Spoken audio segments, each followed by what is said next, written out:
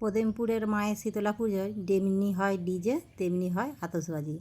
এদিকে তো ডিজে কম্পিটিশানে বেশ কয়েক জায়গায় এরকম ডিজে সেট আপ বসানো হয়েছে, কয়েকটা আবার দেখলাম বন্ধও রয়েছে সেট আপ, আগামীকাল যদিও চলছিল। আর এই যে এই দিকটায় দেখুন এত ভিড় করে যে, আর বহু দূর দূরান্ত থেকে আশেপাশের গ্রাম থেকে সব এই ডিজের কম্পিটিশান আর আতশবাজির দেখতে বহু মানুষ ভিড় করে। এটি হচ্ছে যে শীতলা মায়েরই পুকুর।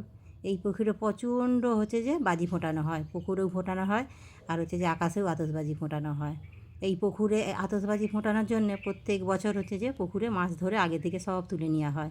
তবে যদিও এটা পরিবেশ দূষণ হলেও হচ্ছে যে থানা থেকে পারমিশন নিয়ে তারপরেই হচ্ছে যে এই আতশবাজি আর ডিজে কম্পিটিশানগুলো এইখানে বসানো হয়। আর এই যে এত আতশবাজি ফুটছে, মানে দেখলে আপনাকে হয়তো মনে হবে যেন এখানে হচ্ছে যে ফুলঝুরি ঝুলছে, যেন আতশবাজির বৃষ্টি হচ্ছে। এই যে দেখুন এদিকে জলেও যেমনি আতশবাজি তেমনি আকাশেও আতশবাজি। এই আতশবাজি দেখার জন্যই বহু মানুষ ভিড় করে আসে এখানে দেখার জন্য। আর এই পদিমপুরের মায়ের পুজোয় নাম রয়েছে এই আতশবাজি আর ডিজে কম্পিটিশান। এই যে দেখুন যেন আতশবাজির বৃষ্টি হচ্ছে একদম।